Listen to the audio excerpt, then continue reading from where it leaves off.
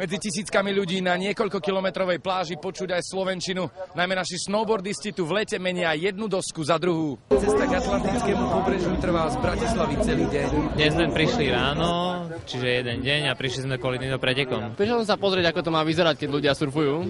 Trošku sa inšpirovať. O inšpiráciu nebola núdza. Do Európy prišli tí najlepší Austrálčania a Američania. Samozrejme nemohol chýbať ani Kelly Slater, 9-násobný majster sveta.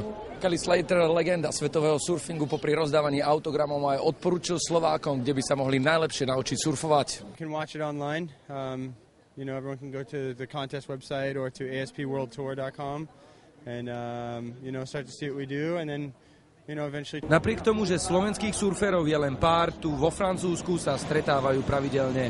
Myslím si, že tá komunita o sebe vie, že v podstate každý každého pozná.